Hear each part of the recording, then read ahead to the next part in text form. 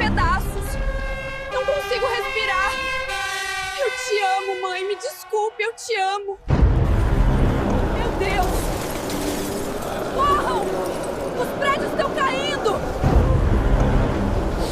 Perdão, Deus nos perdoa. Por favor, nos perdoa.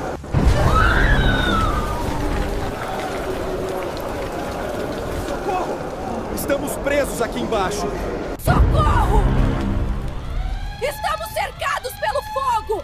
Não há saída!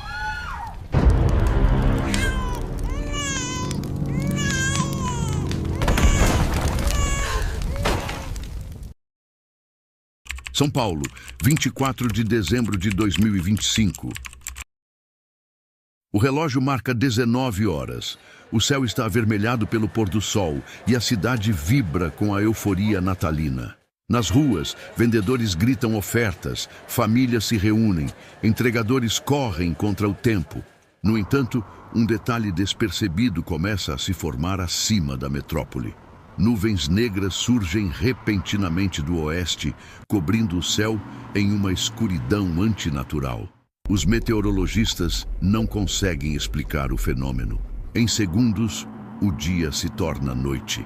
O barulho dos carros começa a diminuir e um silêncio estranho toma conta das avenidas. As pessoas param, olham para cima, alguns com estranheza, outros com indiferença.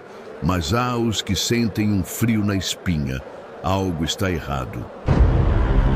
Às 19h06, a temperatura cai drasticamente. Em pleno verão, São Paulo registra 7 graus. O vento sopra forte, arrastando papéis, placas, galhos. As árvores se curvam. Relâmpagos começam a riscar o céu, mas sem trovões. Um clarão se forma entre as nuvens, como se algo estivesse rasgando o firmamento. É quando o primeiro som estranho ecoa. Não é terrestre. É como o toque de uma trombeta profunda que atravessa os vidros dos edifícios e penetra até a alma. Pessoas colocam as mãos nos ouvidos, mas o som não vem de fora. É interno, espiritual. É o toque anunciado em Apocalipse 8:6. Então os 7 anjos que tinham as 7 trombetas prepararam-se para tocá-las. Às 19h10, um fenômeno indescritível ocorre. Um rasgo luminoso se abre nos céus sobre o centro da cidade. Uma figura gigantesca se destaca entre as nuvens, mas seu brilho é tão intenso que ninguém consegue ver com clareza. É como olhar para o sol, mas 1000 vezes mais forte. As luzes da cidade piscam e em seguida apagam completamente. Um blackout total.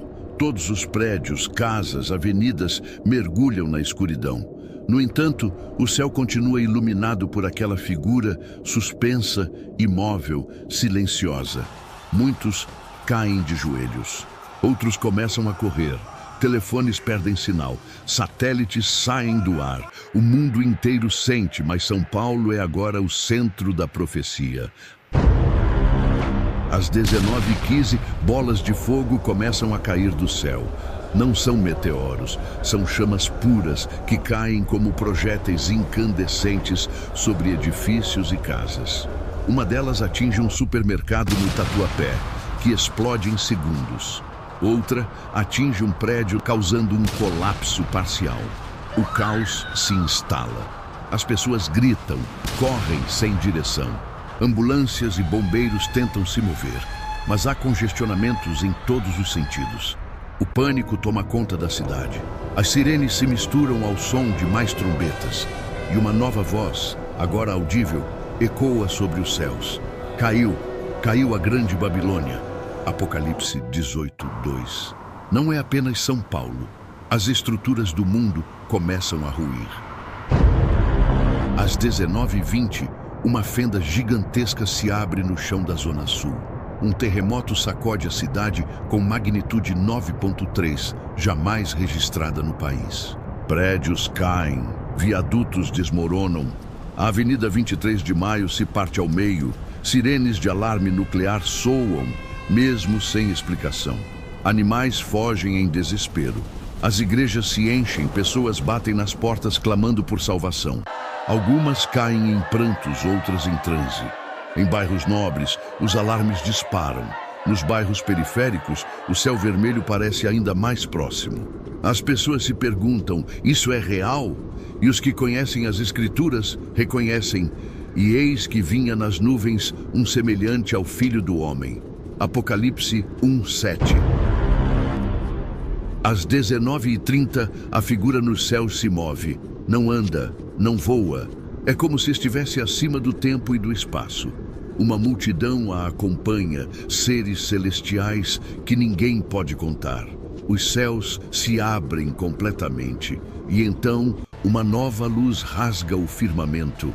É uma espada flamejante que corta a escuridão como se fosse tecido. A atmosfera terrestre parece tremer, o ar fica denso.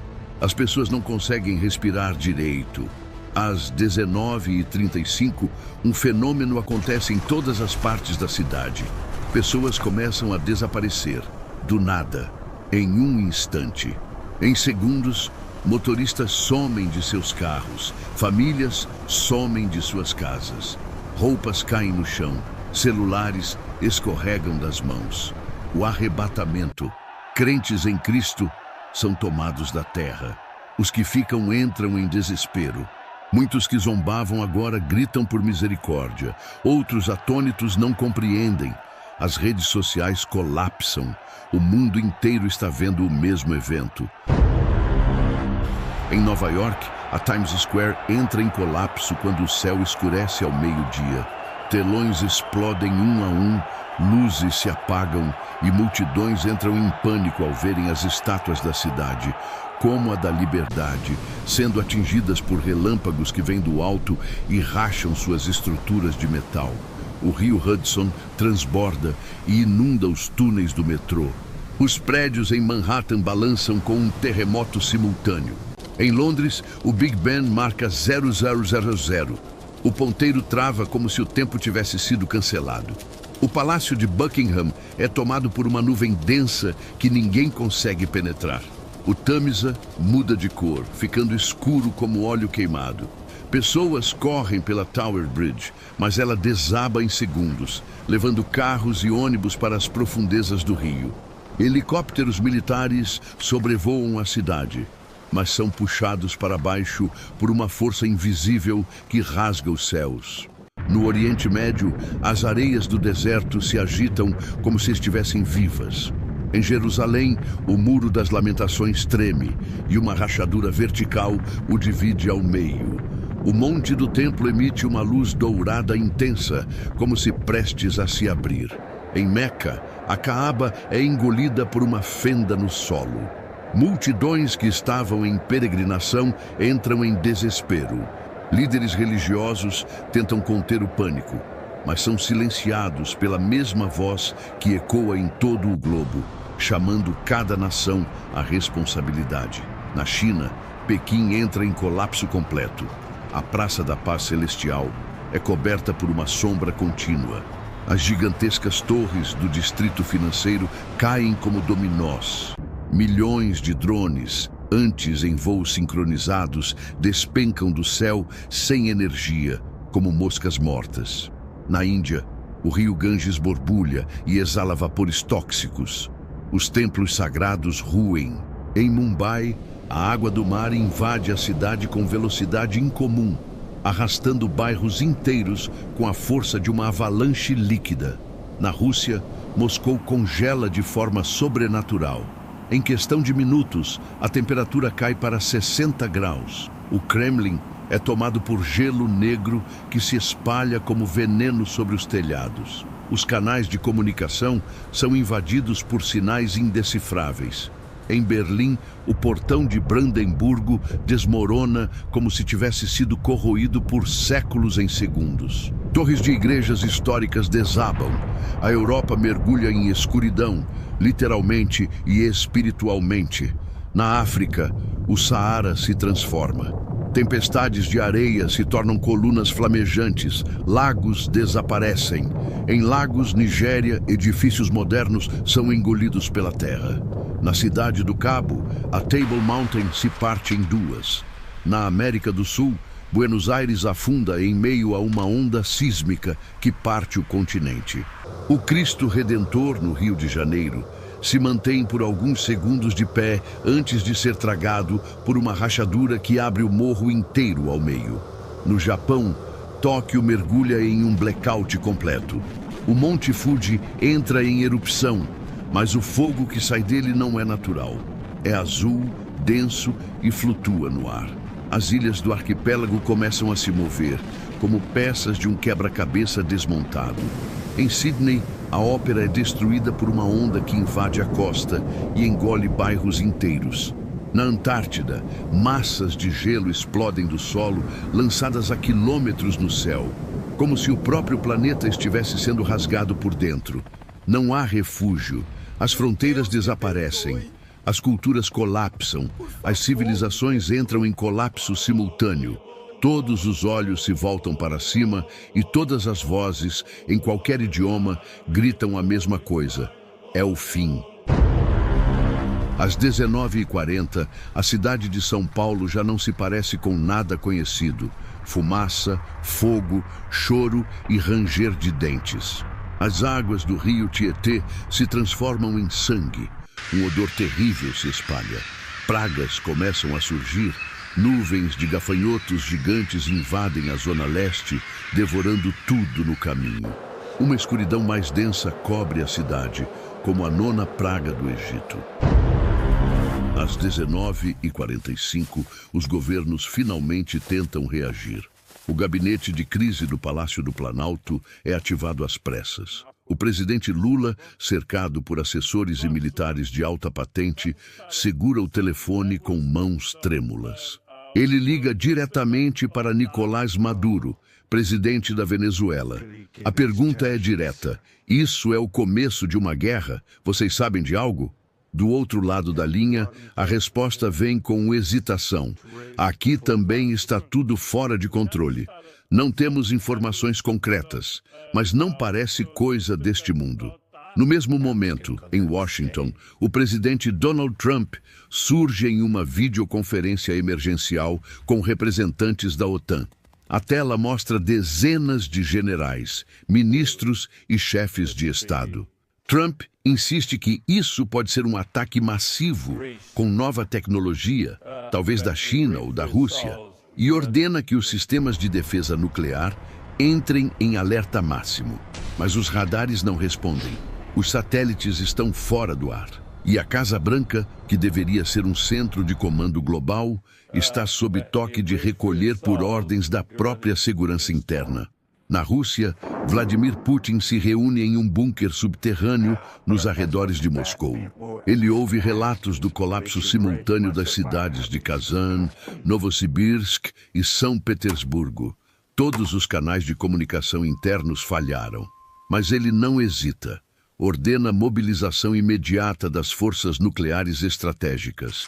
Todos esses líderes em desespero continuam a buscar explicações humanas para um fenômeno que já ultrapassou qualquer compreensão militar, científica ou política.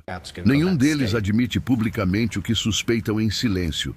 Estão vendo se cumprir diante dos próprios olhos aquilo que ignoraram por décadas. Eles foram alertados. Sabiam, mas escolheram o poder. Aprovaram leis contra a fé. Promoveram corrupção. Manipularam nações inteiras. Agora tentam reagir com tanques e drones contra anjos e trombetas. Enquanto os líderes debatem estratégias, a população já entendeu. Não é guerra, é o fim. E a ironia final se revela cruel. Muitos dos que hoje tentam controlar a crise são os mesmos que assinaram pactos, promulgaram leis e financiaram sistemas que contribuíram diretamente para a chegada do caos. O mundo entra em convulsão sob o comando de mãos manchadas pela rejeição da verdade. Às 19h50, um novo som ecoa, um trovão que racha os céus como vidro. Os anjos do juízo descem sobre a cidade com taças em suas mãos, as taças da ira de Deus. Quando uma delas é derramada sobre o ar, uma voz grita: "Está feito!" Apocalipse 16:17. Um vento incandescente varre os bairros, consumindo tudo. O centro da cidade é engolido por uma nuvem de fogo. Ainda assim, em meio ao caos, há cânticos. fracos, mas constantes. Remanescentes fiéis cantam nos abrigos, nos templos, nas ruas. A esperança ainda não foi arrancada. Ainda há juízo, mas também promessa. E o trono se aproxima. O céu permanece completamente aberto sobre a cidade, como uma ferida rasgada no espaço. No centro desse rasgo surge a figura majestosa e visível daquele que estava prometido. Seu corpo resplandece como metal aquecido, e uma túnica branca com uma faixa dourada se move com o vento celestial. Os olhos brilham como fogo em movimento. Atrás dele, uma multidão de seres resplandecentes, anjos em formação, organizados em fileiras infinitas, pairam no céu, prontos para agir. A cidade de São Paulo está parada. Todos olham para cima, de onde a luz emana, enquanto a sombra projetada pela glória celestial cobre cada esquina.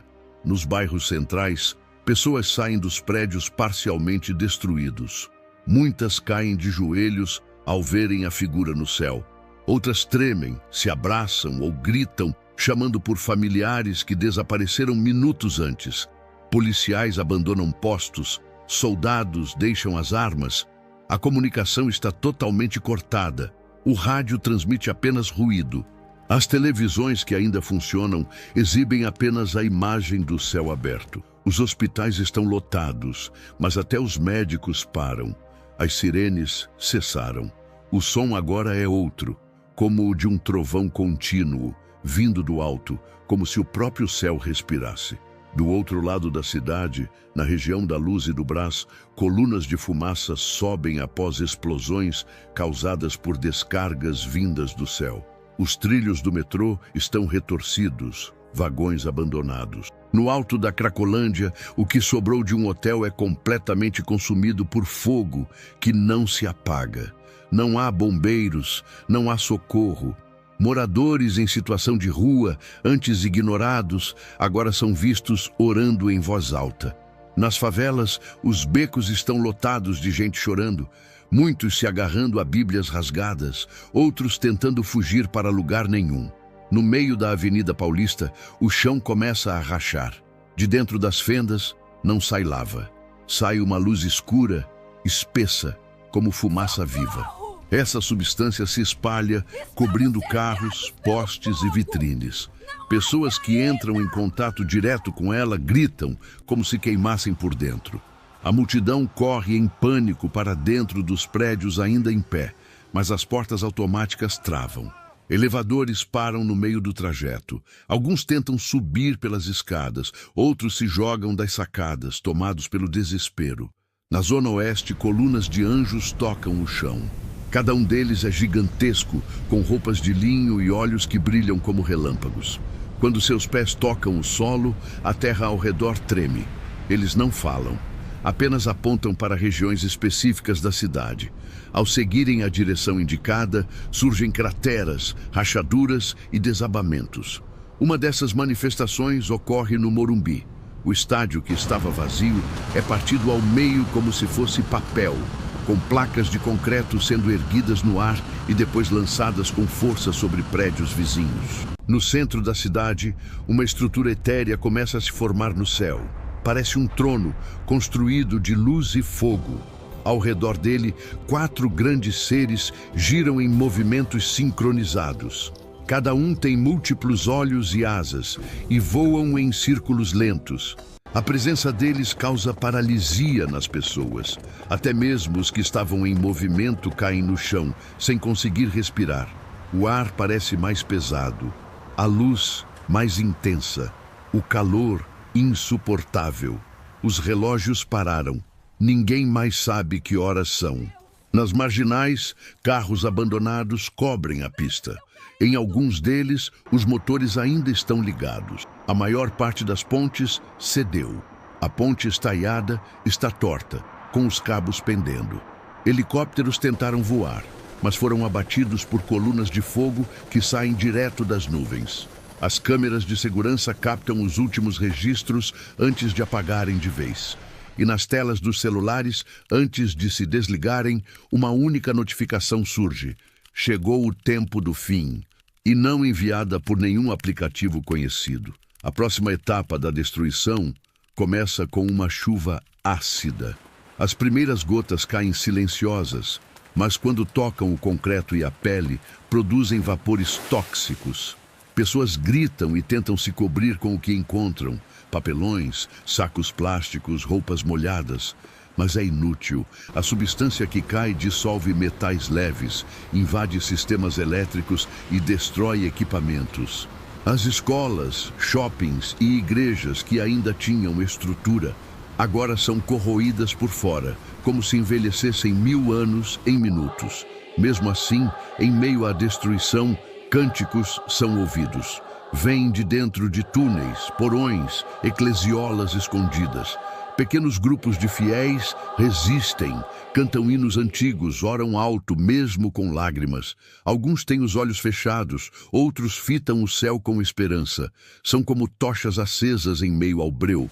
As câmeras que ainda filmam registram imagens dessas reuniões, cenas de fé inabalável, enquanto a cidade, que um dia foi chamada de metrópole, se torna cenário de um julgamento celestial em tempo real.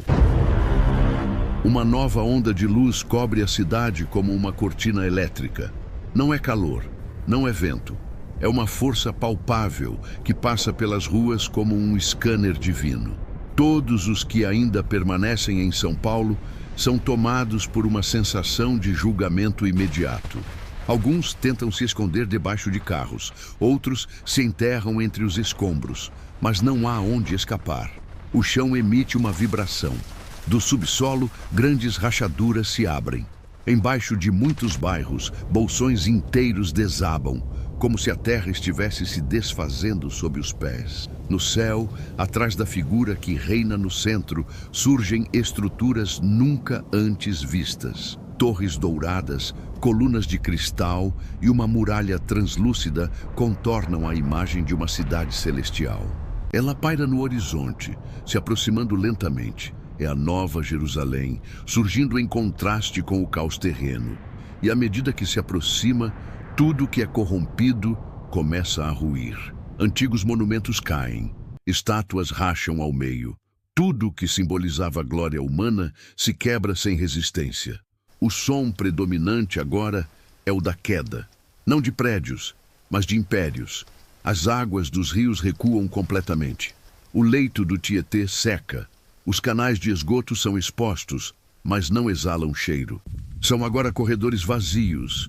Peixes mortos cobrem o solo. Barcos encalham. Nas represas, a água evapora como se tivesse sido sugada por uma mão invisível. Não há mais umidade. Não há mais resfriamento. O ar é seco e pesado. Tudo se torna poeira. As árvores que resistiram ao fogo se desfazem em cinzas. O verde desaparece da paisagem. O concreto é o único vestígio visível da civilização humana.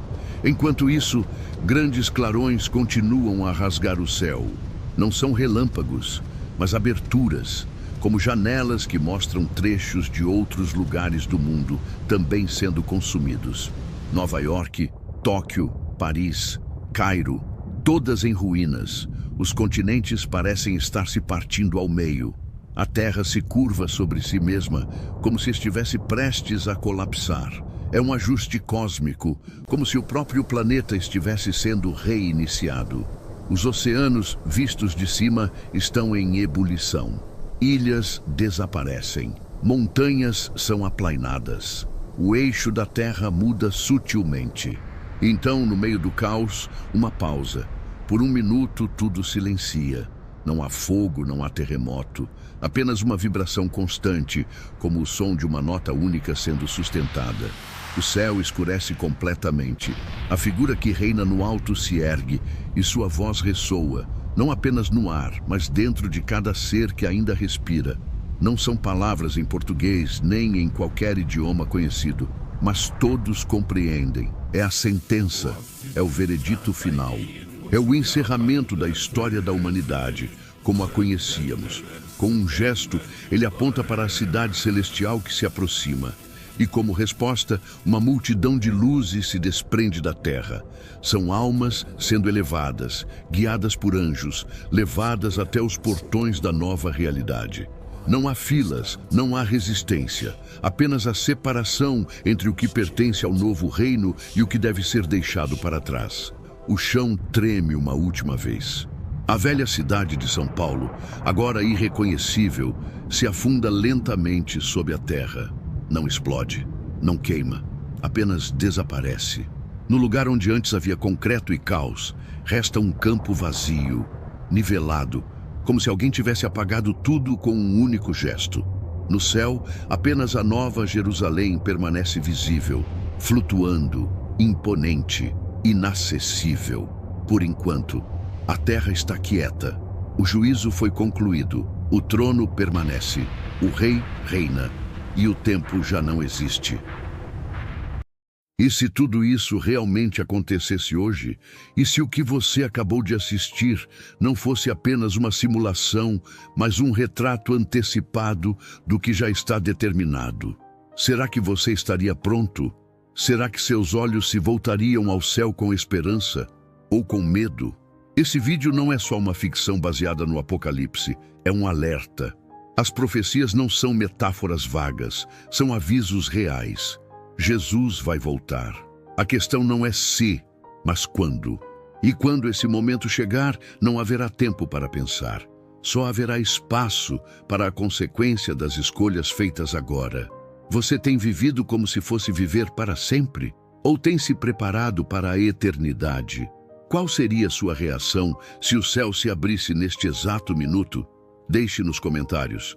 Você está pronto para o fim ou está adiando sua decisão? Se esse vídeo te impactou, não saia sem se inscrever no canal.